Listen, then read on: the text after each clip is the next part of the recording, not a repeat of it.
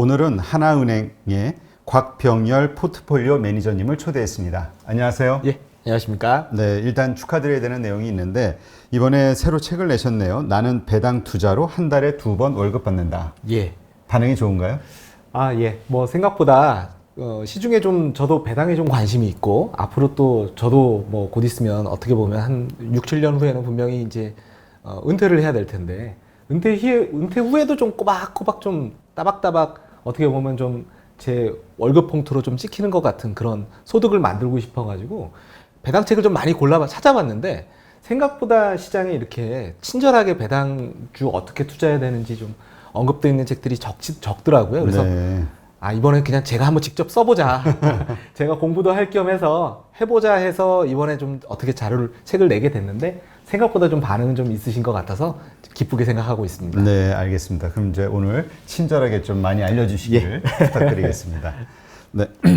자, 그러면 일단 그 첫 번째 질문을 드리면 일단 증권사 애널리스트로 오랫동안 일하셨는데요. 예. 지금 몇 년 일하셨죠?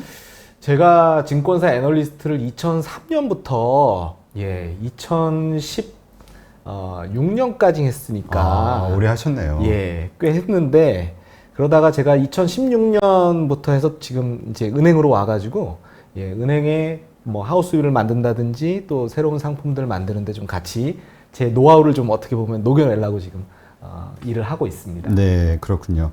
그런데 어떻게 그 많은 기업들이 있고 또 투자 전략들이 있지 않습니까? 근데 왜 배당주에 이렇게 꽂히신 건지 궁금하거든요. 저는 뭐 어떻게 보면 오래전부터 이 애널리스트를 하다 보니까 너무 이 종목들이라든지 업종들이 유행을 많이 타더라고요. 그 시점에는 그게 진짜 좋은 종목이라고 해서 투자자들이 이제 투자를 했는데 시간 지나고 나면 조금 유행해서 뭐 뒤처진다든지 하게 되면 어떻게 보면 끝물을 잡게 돼가지고 계속 고생을 많이 한다든지 하는 그런 오를 좀 범하는 경우들을 좀 많이 봤던 것 같습니다. 네. 그래서 장기 투자에 좀 좋은 어떤 컨셉 내지는 어떤 철학이 있지 않을까 해서 좀 고민을 좀 했는데 제가 찾은 이 고민을 해결할 수 있는 좋은 주제 중에 하나가 배당주 아닌가 생각이 돼서 배당주를 한번 열심히 좀 공부를 해봐야 되겠다. 그리고 배당주를 통해서 제 노후도 어떻게 보면 좀 설계를 하면 이게 일석이조 아닌가 생각이 돼가지고 저는 사실 어떻게 보면 제 스스로에서 어떻게 보면 좀 나온 측면도 있는 거 아닌가 생각이 돼서 배당주에 좀 꽂혔고 제가 또 공부를 해보니까 이 배당주가 어떻게 보면 진짜 긴 안목에서 우리 노후를 준비하는 장기 투자 성격에는 굉장히 잘 맞는 거 아닌가 생각이 돼서 선택을 잘했구나라는 생각도 좀 해보게 됐습니다. 네, 그렇군요. 어쨌든 지금 우리가 저금리 기조잖아요. 그런 가운데서 금리보다는 훨씬 높은 어떤 그런 배당 수익률을 꾸준하게 올릴 수 있느냐, 안정적으로. 왜냐면 기업이 또 망하면 또 요만큼 먹으려다 이만큼 잃는 거잖아요. 맞습니다. 어떻게 보시나요? 지금 제가 보니까 우리나라 코스피 상장 기업들의 배당 수익률이 한 2% 정도 된다고 보시면 됩니다. 그래요? 연간이죠? 연간입니다. 그 연간 한 2% 내외라고 그냥 꼭 숫자는 바뀔 수가 있으니까 그렇게 말씀드려야 되는데 오늘 최근 들어서 그냥 우리나라 뭐 기준물이 국고 3년물을 기준물이라고 많이들 얘기하니까요. 근데 우리나라 국고 3년물 기준물이 보면은 0. 지금 85, 뭐 0.9 뭐 이 정도거든요. 그러면 그냥 1년 수익률만 놓고 보면은 배당 수익률이 사실상 2배도 넘는 어떻게 보면 그냥 안정적인 국고채 한 3년 정도 국고채에다 투자하는 것보다도 어떻게 보면은 지금 배당 수익률을 가지고서 그거 한 2배 정도 수익률은 거둘 수 있으니까 상당히 배당 수익률이 채권에 비해서는 상당히 매력은 갖춰가고 있다라고 봐야 되는 게 맞는 것 같고요. 근데 물론 여기선 전제 조건이 있습니다. 당연히 주식이라는 것들은 출렁거릴 수가 있기 때문에 그렇죠. 자본차 손이 있을 수도 있기 때문에 분명히 여기서의 인컴이라고 하는 거는 그냥 주가가 그냥 그대로 있다라고 가정했을 때 어떻게 보면 수익률이라고 말씀드릴 수 있는데 어쨌든 만약에 우리가 장기 투자를 한다라고 그냥 감안을 했을 때는 이 주식도 그냥 채권처럼 그냥 오랫동안 보유한다라고 봤을 때도 인컴 측면만 놓고 보면 상당히 어떻게 보면 채권 대비해서 매력이 커진 것만은 분명하다라고 얘기해 드릴 수 있을 것 같습니다. 그러니까 아마 선택하는 기준이 그만큼 안정적인 기업이 돼야 되겠죠. 예, 맞습니다. 만약에 이제 배당을 주다가 안 주다가 이렇게 되면 그건 배당주로서는 굉장히 어떻게 보면 결격 요건을 갖춘 겁니다. 당연히 채권에 못지않게 안정적으로 꾸준히 인컴이 나와야 되고 그 인컴이 계속 쌓아가야지만 마치 우리가 채권 내지는 예금을 투자했을 때 복리 효과가 나온 것 같은 유사한 효과를 볼 수 있기 때문에 당연히 기업의 어떻게 보면 연속성이 중요하다. 그러니까 여기서 이제 배당의 연속성이라고 이따 또 말씀을 드릴 텐데 그 측면을 또 당연히 고려를 해야 될 것이고요. 그리고 또 이런 측면들이 있습니다. 배당을 이렇게 꾸준히 채권처럼 주는 기업들은 사실은 굉장히 좋은 기업일 가능성이 있습니다. 그래서 이따가 또 그 부분도 좀 말씀을 드리겠지만 사실은 좋은 기업이냐 나쁜 기업이냐라는 관점에서 그냥 우리가 주주 측면에서만 놓고 보면 그래도 주주에 대한 의리를 저는 이제 이 책에서는 강조를 했는데 주주에 대한 의리 별거 없습니다.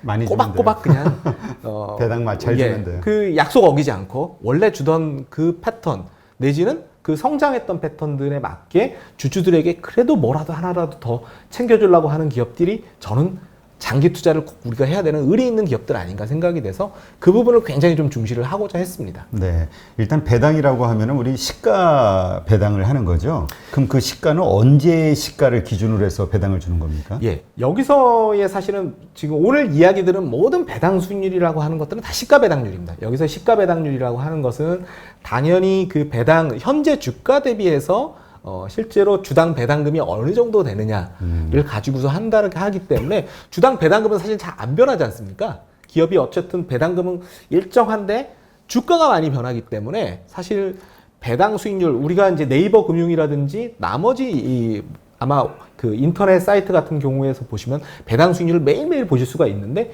이거 매일매일 바뀌거든요. 이건 주가가 반영된 거라고 보셔야지 될 것 같고요. 다만 이제 네이버 금융이나 이런 곳들은 예상 배당금도 일부 반영을 시켜 놓습니다. 그러니까 배당금이 올해보다 좀 올라갈 것 같으면 애널리스트들이 그렇게 만약에 추정을 하게 되면 그런 요인에 의해서도 그 배당 수익률이 바뀐다고 보시면 될 것 같습니다. 그러니까 이게 올라간다라는 게 결국은 그 얘기죠. 주가가 올랐기 때문에 그 해당 주가의 2%이기 때문에 작년에 보다 좀 올라간다는 그런 얘기로 이해해야 될까요? 그러니까 여기서 사실은 이 배당 수익률은 조금 그런 점도 있습니다. 만약에 아까 말씀드린 대로 우리가 배당 수익률을 구할 때는 주당 배당금을 주가로 나누지 않습니까? 네. 예를 들면은 그러면 분모인 주가가 빠지게 되면 사실은 배당 수익률은 올라갑니다. 그래서 요거는 반드시 기억을 하셔야 돼요. 배당 수익률이 무조건 높은 게 좋은 거냐? 그러면 사실 급락한 기업들이 배당 수익률이 굉장히 올라가는 경향들이 있습니다. 그래서 분명한 거는 배당 수익률 하나만 가지고서 배당주를 선택하는 건 사실 그 위험성이 있습니다. 왜냐하면 주가 많이 빠지면 배당 수익률 되게 올라간 것처럼 보이거든요. 그런 기업들 실제로 많이 있습니다. 뭐 예를 들면 지난번에 우리가 코로나 사태 때 뭐 이런 경우에 뭐 주가가 너무나 많이 빠져가지고 예를 들면 삼성전자 같은 경우도 주가 굉장히 많이 빠져가지고 우선주 기준으로 보면은 배당 수익률 4%도 넘고 그랬었거든요. 그러면 4% 넘으니까 좋다라고 이야기할 수도 있지만 역설적으로 보자면 그거 계속 투자하셨던 분들 같은 경우는 주가가 많이 빠져가지고 배당 수익률이 그냥 올라간 걸로 보일 수도 있기 때문에 그러면 이 주가 그러니까 배당 수익은 그 시가 기준이 지난해 주가를 기준으로 하는 건가요? 그렇게도 할 수도 있는데요. 그러니까 우리가 재무제표에서 보이는, 그러니까 만약에 사업보고서에서 나오는 배당 수익률이라고 하는 것들은 주로 보면은 12월 결산 범위들 같은 경우는 당연히 12월 말 기준으로 해서 주가도 이제 끊는 거니까 아무래도 이제 여기에서 나오는 것들은 연말에 있는 주가가 반영돼 있는 배당 수익률이다.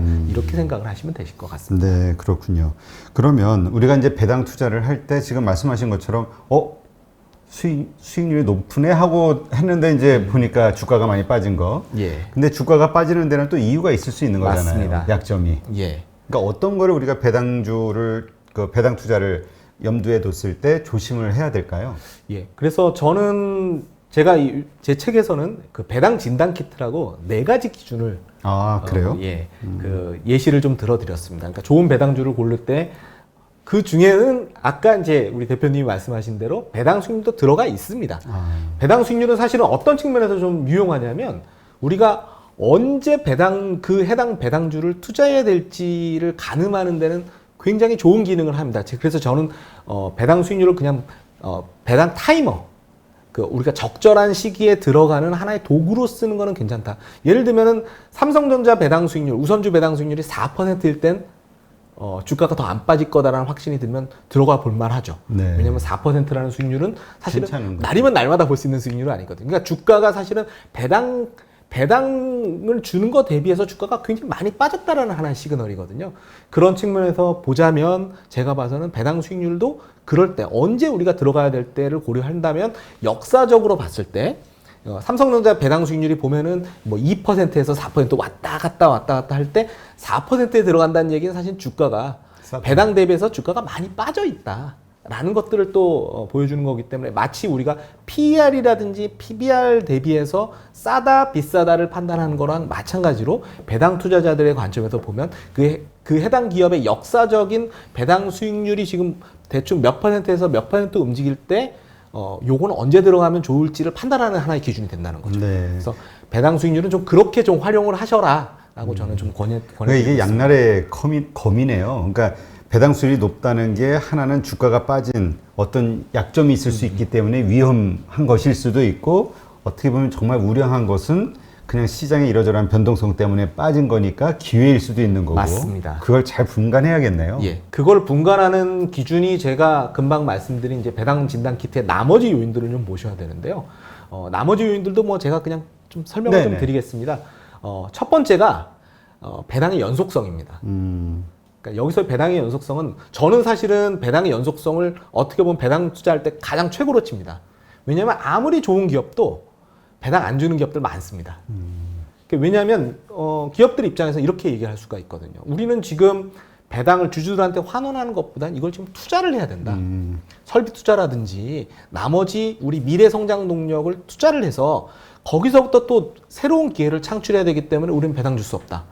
이런 기업들은 얼마든지 있을 수 있습니다. 실제로 굉장히 대단히 많이 좋은 기업들 같은 경우가 그런 논리로 사실은 배당을 하지 않는 기업들이 많습니다. 대표적으로 뭐 아마존이라든지 이런 기업들 배당 거의 하지 않습니다. 왜냐하면 빨리빨리 성장해야 되거든요. 그렇죠. 성장주들이니까. 맞습니다. 그렇기 때문에 배당 투자를 함에 있어서는 사실은 원래 배당을 하던 기업들이 배당하는 경향들이 있습니다. 그래서 배당의 연속성을 굉장히 좀 저는 중시 여기고 있고요. 우리나라 기준으로 보더라도 2017년, 2018년, 2019년 배당했던 패턴들을 보면요. 전년도에 배당했던 기업들이 다음해 이듬해 배당을 또다시 실시하는 확률이 거의 90%입니다. 그러면 그래도 우리가 좀 기준을 잡자고 하면 그래도 최소한 몇 년 정도는 계속 배당을 준 기업으로 이렇게 뭔가 집중을 해야 되지 않을까요? 제가 제 책에서 사실 그 미국 배당주를 가늠하는 데 있어서 어떤 기준을 썼냐면요. 미국은 미국의 배당주 정도 된다라고 명함을 내밀려면 50년 연속을 해야 됩니다. 그걸 우리가 디비던 킹이라고 부르거든요. 배당 왕이라고 부르는데 배당 왕 안에 들어가려면 그런 종목들이 한 20, 30개 정도 있습니다. 미국에도. 그게 이제 디비던드 킹인데 거기 코카콜라가 있습니다. 50년 그래요? 넘게 이제 배당을 계속 여기서 그냥 현금 배당을 계속 한다라는 의미가 아니라 배당이 전년도랑 같거나 아니면 조금이라도 더 줘야 된다는 더 줘야 된다는 의미인데 미국은 당연히 이렇게 뭐 50년 이상 한 거 디비던드 킹 그리고 25년 이상 한 걸 디비던드 아리스토크렛 배당 귀족이라고 또 부르고요. 이렇게 이제 명칭들이 있는데 우리나라는 자본시장이 그렇게 길지가 않지 않습니까? 그래서 우리나라는 사실은 제가 보니까 5년 정도 이상 내지는 10년 정도 이상 만약에 배당을 전년도보다 배당 수준이 똑같거나 아니면 조금이라도 성장하면 제가 봐서는 우리나라 배당주로는 썩 괜찮다라고 그 배당의 연속성을 좀 말씀드릴 수 있을 것 같고요. 두 번째는 배당의 연속성을 말씀드릴 때 배당 성장입니다. 배당이 최소한 주더라도 전년도랑 같거나 아니면 적어도 정년보다 내려가지 않는 기업들이 조금이라도 한 푼이라도 조금 한 더 푼이라도 줘야 더 주려고 애를 써야지 제가 봐서는 배당주로서 그래도 왜냐하면 저희가 배당 인컴을 가지고서 만약에 어떻게 보면 제 노후를 설계한다라는 관점에서 보자면 이게 줄어들면 안 되지 않습니까? 그렇죠. 그래서 그게 성장이 돼야 된다라는 조건. 그래서 제가 지금 말씀드린 게 배당의 연속성이라는 기준들인데 배당이 연속적으로 증가되고 그리고 성장이 그래도 조금씩이라도 일어나는 여기에 아까 말씀드린 배당 수익률 그리고 마지막으로 이야기 드릴 게 배당의 원천을 또 보셔야 됩니다. 그렇죠. 이게 어디서 돈이 나오냐가 중요한 맞습니다. 거죠. 그러니까 배당을 하려면 기본적으로는 우리가 이익이 나지 않는 기업은 배당을 할 수가 없습니다. 그렇죠. 예. 그래도 이익이 늘어나거나 적어도 기존의 이익들을 계속 쌓아왔던 게 이익잉여금이거든요. 이익잉여금이 그래도 어느 정도 충분해야 됩니다. 이익을 계속 어떻게 보면 이익이라는 어떻게 보면 그 호수를 만들어 놨다면 그 호수에다 계속 물을 쟁겨난 이익이라는 물을 계속 쟁겨놔가지고 어느 정도는 흘러 넘쳐야지 그게 주주들한테도 또 의리를 뭐 사실 우리가 아무리 뭐 친구들한테 좀 뭐 술 한 잔 사주고 싶어도 제가 돈이 없으면 곳간에서 인신난다고. 맞습니다. 이게 한두 번은 그냥 사줄 수 있지만 이게 뭐 5년, 10년 마치 아까 말씀드린 대로 디비던드 킹 같은 경우 50년 계속 술을 사주는 친구를 두려면 이 친구가 만약에 계속해서 돈을 벌지 못하면 사실 그 친구한테 술을 얻어먹기 힘듭니다. 그렇죠. 그 의리를 있으려면 이 친구가 또 좀 능력이 있어야 됩니다. 그래서 능력 있는 기업들을 우리가 볼 때는 기본적으로 단기에 얼마나 이익을 벌어들이는지 그리고 단기에 좀 못 벌어들이더라도 전년도 재작년 그리고 그동안 쌓아왔던 그 이익의 그 개가 될 수 있는 이익잉여금이 어느 정도 좀 충분히 쌓여 있는지가 굉장히 중요합니다. 그래서 제가 지금 배당 진단 키트 다 말씀드려요. 5가지 요소를 그렇게 다 말씀을 드린 거거든요. 이 5가지를 가지고서 저는 좀 스코어를 해가지고 배당주들을 골라내는데 이게 어느 정도 스코어가 되면 제가 봐서는 그래도 이길 확률이 굉장히 높다 이렇게 좀 말씀드릴 수 있을 것 같습니다. 근데 이제 지금 배당 그 원천으로 어떤 기업의 이익이라든가 이런 거를 말씀하셨잖아요. 예. 근데 저희가 이렇게 또 어떤 분들에게 말씀을 듣다 보면은 미국 기업들 가운데서는 빚을 내서라도 배당은 준다 그렇게 얘기하더라고요. 예. 근데 이제 빚을 내서 그러니까 기본적으로 어떤 이익이 발생하거나 했을 때 가장 먼저 어떻게 보면 그 이익에 어떻게 보면 뭐 그 배당 가능 이익이라기보다는 그냥 어떻게 보면 뭐 매출 총이익 정도가 될 텐데요. 이익이 발생했을 때 먼저 돈을 지급해야 되는 대상은 사실 채권자입니다. 예. 빚을 많이 냈으면 사실은 채권자들한테도 이자를 많이 내야 되는 거죠. 그렇죠. 그러니까 거기다 채권자들한테 돈 많이 어떻게 보면 이자로 많이 지급하다 보면 사실 배당할 재원이 별로 없습니다. 그래서 그거는 사실은 굉장히 힘든 얘기인 거죠. 아니면 그동안 괜찮다가 그냥 그 해만 무슨 다른 요인들 때문에 이제 그런 경우에는 문제가 없겠지만 사실은 또 빚을 너무 많이 지게 되면 물론 이제 그 배당을 많이 주는 기업들이 어떻게 보면 경험과도 같은 이야기일 수는 있지만 그걸 엄밀하게 들여다보자면 사실은 채권자들한테 먼저 이자를 지급하고 나서 그래도 남는 돈을 가지고서 배당을 하기 때문에 어느 정도는 좀 배당 재원이 좀 충분해야 되는 건 뭐 분명하다라고 말씀드릴 수 있을 것 같습니다. 아니 그래서 그 미국의 어떤 그 주가가 S&P 500이나 뭐 이런 것들이 쭉 위에 상향으로 올라올 수 있었던 거는 그러한 기업들의 노력. 그러니까 그 말씀하신 대로 오늘 10개를 줬는데 내년에 9개를 주면은 그런 위험성을 생각하는데 이게 뭔가 문제 있는 거 아니야? 맞습니다. 그래서 주가가 더 빠지고 투자자들이 떠나니까 항상 그 이상을 주려고 노력을 하다 보니까 예. 빚을 내서라도 뭐 준다 이러더라고요. 근데 제가 봐서는 그거는 굉장히 좋은 기업들의 좀 사례인 것 같고. 우량한 기업들. 예. 그리고 실제로 이번에 올해 제가 보니까 반기에 미국 기업들 배당한 것들을 보면 사실 올해 반기에는 뭐 어떤 일이 벌어졌냐면 미국도 코로나 때문에 대단히 어려웠지 않습니까? 근데 그럼에도 불구하고 배당을 전년도랑 똑같이 하는 기업들도 제법 많습니다. 이런 기업들은 물론 이제 그런 건 있습니다. 당연히 이제 코카콜라 같은 기업들이 이제 코로나 이슈 때문에 굉장히 힘들었는데도 불구하고 배당을 그대로 해줬는데요.